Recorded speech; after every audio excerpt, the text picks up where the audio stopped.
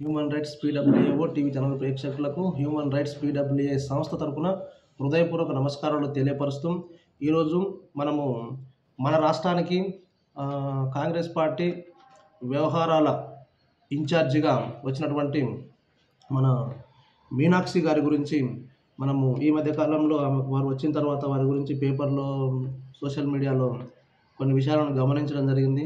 వారు జీవిస్తున్నటువంటి జీవన విధానం కానీ సాదాసీదా జీవన విధానం, ఒక సామాన్యునికి సేవలు అందించాలి అనే మనస్తత్వం వారిని చూడగానే వారిలో కొట్టొచ్చే విధంగా కనపడే ఒక వేషధారణం, ఆ విధమైనటువంటి ఒక మనస్తత్వం, మంచి మనస్తత్వం ఉన్నటువంటి ఒక మహిళను కాంగ్రెస్ ప్రభుత్వం అధిష్టానం మన తెలంగాణ రాష్ట్ర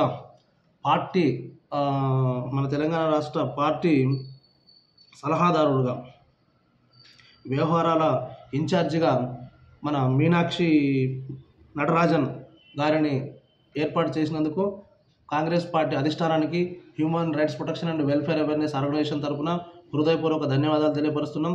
అలాగే మన ప్రత్యేకంగా కాంగ్రెస్ పార్టీ అధిష్టానం రాహుల్ గాంధీ గారికి ప్రత్యేక ధన్యవాదాలు తెలియపరుస్తున్నాం. ఇక్కడ మనము చూస్తున్నట్లయితే ఈ మన మీనాక్షి నటరాజన్ మేడం గారు వారి యొక్క జీవన విధానాన్ని చూస్తుంటే తప్పకుండా వీరి వలన ప్రజలకు ఏదో న్యాయం జరగబోతుంది అని కళ్ళకు కట్టొచ్చినట్టుగా కనిపిస్తున్న విధానంగా మనకు ఆమెలో మనం గమనించవచ్చు అని చెప్పవచ్చు. మనము ఇక వివరాల్లోకి వెళ్ళి చూద్దాం.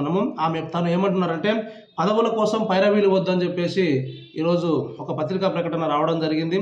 అది వివరాల్లోకి వెళ్ళి మనం చూద్దాం.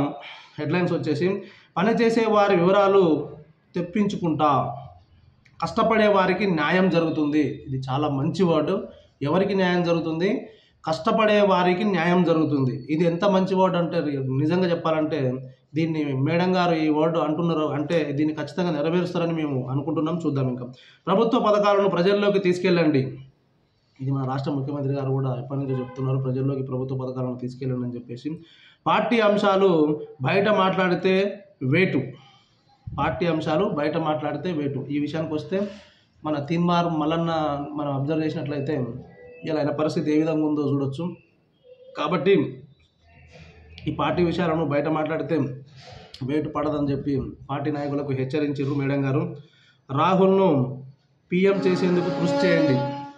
లేకపోతే రాహుల్ గాంధీని పీఎం చేసేందుకు కృషి చేయండి అని చెప్పి వారు చెప్తున్నారు. ఇక మీనాక్షి నటరాజన్ గారు చెప్పారు. ఇక వివరాలకు వెళ్ళి చూద్దాం. మీరు పదవుల కోసం పైరవీలు చేయాల్సిన అవసరం లేదు. పార్టీ కోసం కష్టపడుతున్న వారి వివరాలను నేనే స్వయంగా తెప్పించుకుంటాను. ఖచ్చితంగా న్యాయం చేస్తాను. వాస్తవంగా కాంగ్రెస్ పార్టీలో గతంలో కూడా మనం చూసినాం. మన గాంధీ భవన్లో కొన్ని వర్గాలు, సేమ్ అదే పార్టీలో కొన్ని వర్గాలు గాంధీ భవన్లో విచక్షణను కోల్పోయి కొట్లాడుకున్నటువంటి సందర్భాలు కూడా, అది ఒక రకంగా చెప్పాలంటే పార్టీ కాదు, ఒక రకమైన మచ్చ సిగ్గుచేటు.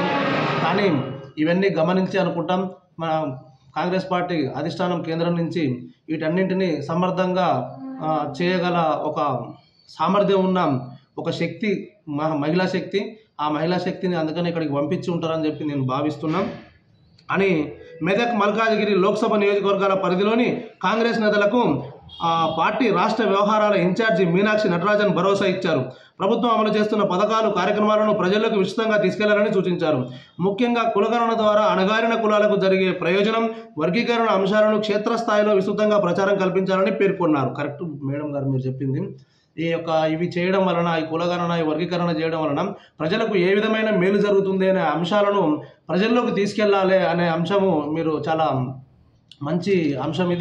ఇది చేయవలసిన పని. ఇది ప్రజలకు అవగాహన, ఇది ఒక రకమైన అవగాహన. ఈ పని చేస్తే చాలా బాగుంటుంది. పార్టీ కూడా ఏం చేస్తుంది ప్రజలకు అనేది కూడా ప్రజలందరికీ అర్థమవుతుంది. కనుక మీరు ఇచ్చిన ఈ సలహా చాలా మంచిది.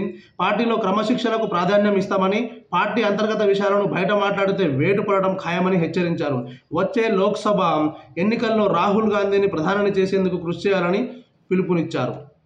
ఓకే, వారి వంతు బాధ్యతగా వారికి అధిష్టానం ఏదైతే చెప్పి ఏ విధంగా అయితే రాష్ట్రాన్ని పరిపాలించాలి, కాంగ్రెస్ పార్టీ మంచి పేరు ప్రతిష్టలు రావాలనే ఉద్దేశంతో ఎవరైనా అనుకుంటారు. కనుక ఆ విధంగా ఈ రాష్ట్రానికి ఈ మేడం గారు అయితే సూటబుల్ అనే ఉద్దేశంతో ఈ మన నటరాజన్ మేడం గారిని ఏర్పాటు చేశారు. కనుక మేడం గారు కూడా రాహుల్ గాంధీని ప్రధానం చేసేందుకు మనందరం కృషి చేయాలని చెప్తున్నారు కాంగ్రెస్ పార్టీ నాయకులందరికీ. కనుక కాంగ్రెస్ పార్టీ నాయకులందరూ ఆ మేడంని ఖచ్చితంగా ఫాలో అయితే ఇక మిగతా విషయం కష్టపడడం అనేది మన బాధ్యత. తర్వాత రాహుల్ ప్రధాని అవుతాడా కారా అనేది అది భగవంతుని నిర్ణయం. కానీ మనం చేసే ప్రయత్నంలో మాత్రం లోపం లేకుండా చేయాలనేది కూడా ప్రతి ఒక్కరు ఏ పనిలోనైనా లోపం లేకుండా ప్రయత్నించడం అనేది అది ఒక మానవ ధర్మం. కనుక మేడం గారు కూడా పార్టీ నాయకులందరికీ మీ యొక్క ధర్మాన్ని మీరు పాటించండి సవినయంగా చెప్తున్నారు. ఇక్కడ క్లియర్గా అర్థమవుతుంది మనకు. ఎవరైనా పార్టీల్లో అంతర్గత విషయాలను బయటకు మాట్లాడితే మాత్రం వాళ్ళకు వేటు వేయడం తప్పదని చెప్పి కూడా హెచ్చరించారు. మనం ఈ కాంగ్రెస్ ప్రభుత్వం ఏర్పడిన తర్వాత ఆ పార్టీలో ఉంటూ కొన్ని శ్రేణులు ఆ పార్టీని విమర్శించినటువంటి సందర్భాలు మనం ఎన్నో చూసినాం. ముఖ్యంగా చూసినట్టయితే మన తీన్మార్ మల్లన్న గారు కూడా మనం చూసినాం. బాగా తీన్మార్ మల్లన్న గారు చాలా ఇది చేసిర్రు. ఆ విషయంలో వారిని సస్పెండ్ చేయడం కూడా జరిగింది, మనందరికీ తెలిసిన విషయమే. కనుక కాంగ్రెస్ పార్టీ నాయకులందరూ కూడా ఈ మేడంని కొంచెం ఫాలో అయితే మీకు అంతా మంచి జరుగుద్దని కొంచెం అనిపిస్తున్నది. కనుక మీరు తప్పకుండా మేడం యొక్క ఆదేశాలను ఆశిస్తే ప్రజలకు కూడా మేలు జరుగుతుందని చెప్పి మేము కూడా భావిస్తున్నాం మా సంస్థ నుంచి. గాంధీభవన్లో మెదక్ మల్కాజ్గిరి లోక్సభ నియోజకవర్గ నేతలతో మంగళవారం ఆమె వేర్వేరు సమావేశమయ్యారు. మెదక్ నియోజకవర్గ సమీపంలో మంత్రి దామోదర నరసింహ ఇన్ఛార్జ్ మంత్రి కొండా సురేఖ, టీపీసీసీ కార్యనిర్వాహక అధ్యక్షుడు తూర్పు జగ్గారెడ్డి, పార్టీ ఎమ్మెల్యే మైనంపల్లి రోహిత్, ఇతర నాయకులు పాల్గొన్నారు. మల్కాజ్గిరి లోక్సభ నియోజకవర్గ సమావేశంలో ఇన్ఛార్జ్ మంత్రి దుద్దిల్ల శ్రీధర్ బాబు, ఎమ్మెల్యేలు, ఇతర నాయకులు పాల్గొన్నారు. ఈ రెండు సమావేశాల్లోనూ పార్టీ నేతలు మీనాక్షి దిశానిర్దేశం చేశారు. సోషల్ మీడియా వేదికగా బీజేపీ బీఆర్ఎస్ను విమర్శించాల్సిన నేతలు సొంత పార్టీ నేతలపైనే ఎక్కువగా చేస్తున్నారని ఆగ్రహం వ్యక్తం చేశారు. మేడం ఏమంటున్నారు?